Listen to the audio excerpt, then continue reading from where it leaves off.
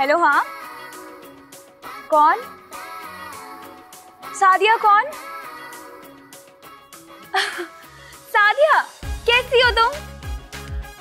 Wow, क्या करते हैं तुम्हारे हस्बैंड?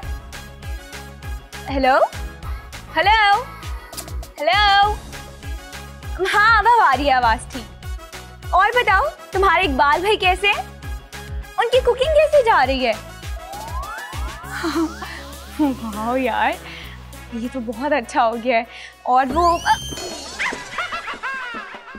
सॉरी यार सैंडी। मैडी, क्या हो गया तुम्हें? अंधी हो गई हो क्या? यार अंधी नहीं हुई, अब पीछे से मुझे क्या नजर आएगा कि तुम पीछे खड़ी हो?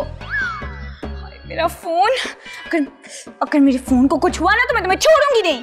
तो क्या हुआ अगर हो भी जाए तुम्हारे फोन को कुछ? तुम्हें कौन सा कोई शाहरुख या सलमान खान के फोन आते हैं, टूट गया तो नया ले लेंगे। मेरा सर।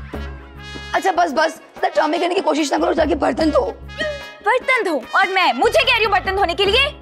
जी बिल्कुल, जो हमारा कल एग्रीमेंट हुआ था उसके हिसाब से तुम्हें बर्तन तो धोने हैं।